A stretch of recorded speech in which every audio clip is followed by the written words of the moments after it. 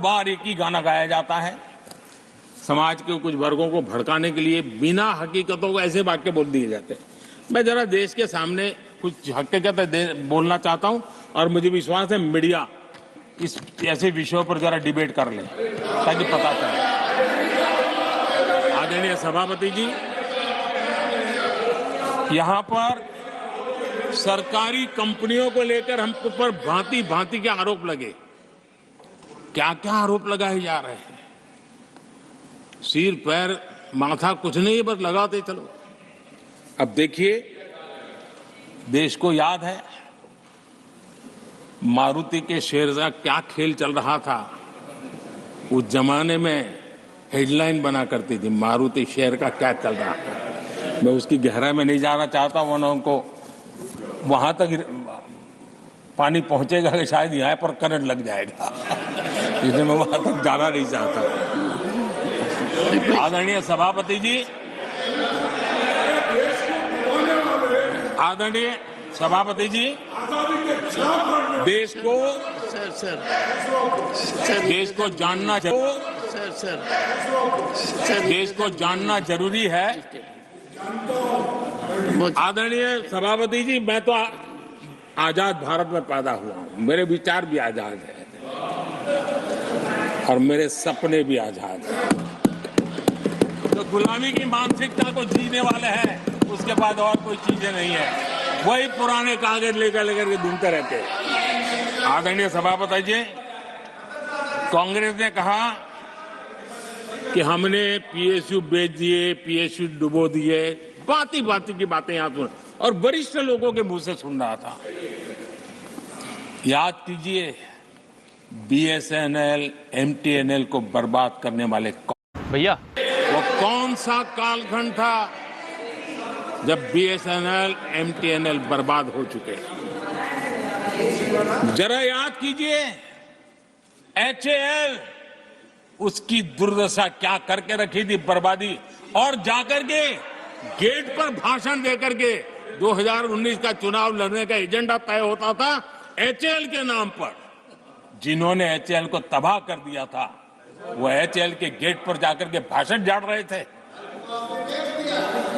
आदरणीय सभापति जी, air India को किसने तबाह कर दिया, किसने बर्बाद कर दिया? ये हालत कौन लाया था? कांग्रेस पार्टी और यूपीए। ये 10 साल की उनकी बर्बादी से मुंह नहीं मोड़ सकते। देश भली भांति जानता है। और अब मैं हमारे कार्यकाल के जरा सफलता की बात बताना चाहता हूं। आदरणीय सभापति जी, आज जिस बीएसएनएल को आपने तबाह करके छोड़ा था ना, वो बीएसएनएल आज made in India 4G, 5G उस तरफ आगे बढ़ रहा है और दुनिया का ध्यान आकर्षित कर रहा है। आदरणीय सभापति जी, एचएएल के लिए इतने भ्रम फैलाए, आज रिकॉर्ड मैन्युफैक्चरिंग एचएएल की कर रहा है, रिकॉर्ड रेवेन्यू जनरेट कर रहा है एचएएल, जिसको लेकर के इतने जो होले चलाए। और कर्नाटका में एशिया की सबसे बड़ी हेलीकॉप्टर बनाने वाली कंपनी एचएएल बन गई। कहां छोड़ा था, कहां जाके लगाया, हमने पहुंचाया। आदरणीय सभापति जी, एक कमांडो यहां नहीं है, एलआईसी को लेकर भी पता नहीं कैसे कैसे बड़े विद्वत्तापूर्ण बयान देते थे। एलआईसी का ऐसा हो गया, एलआईसी का वैसा हो गया, एलआईसी का यूं हो गया। जितनी गलत बातें एलआईसी को लिए बोलनी चाहिए बोली। और तरीका यही है, किसी को बर्बाद करने अफवाह फैलाओ, झूठ फैलाओ, भ्रम फैलाओ। और टेक्निक वही है, गांवों में किसी का बड़ा बंगलो हो, लेने का मन करता हो, लेकिन हाथ ना लगता हो, तो फिर हवा फैला देते, ये भूतिया बंगला है। यहां जो जाता है ऐसी हवा फैला देते, कोई लेता नहीं, फिर कोई करके लपक लेते। LIC क्या क्या चलाया।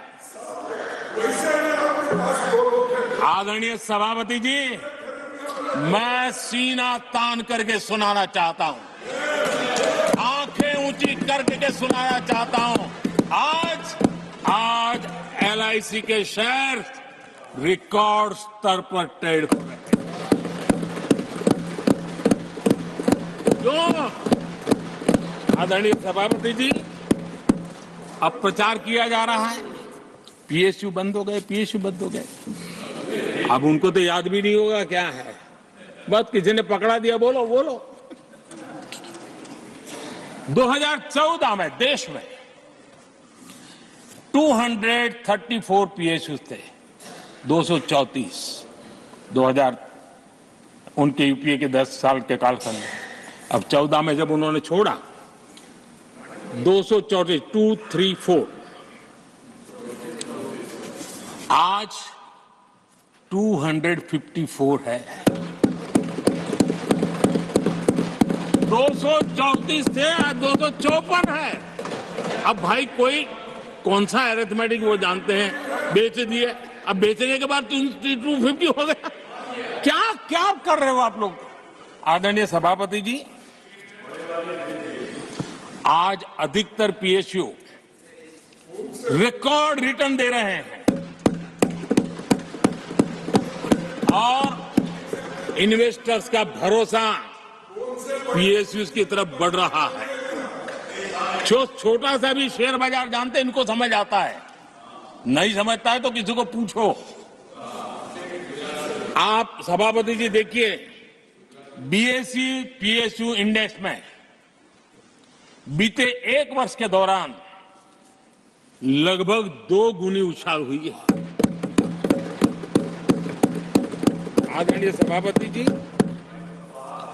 10 साल पहले, यानी 2014, 4 से 14 के बीच की बात करता हूं,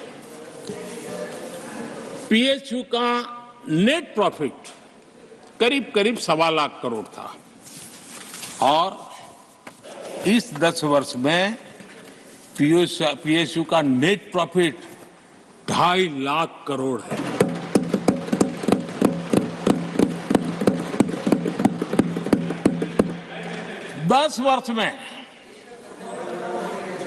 हमारे 10 वर्ष में PSU की नेट वर्थ 9.5 लाख करोड़ से बढ़कर के 17 लाख करोड़ हो गई है।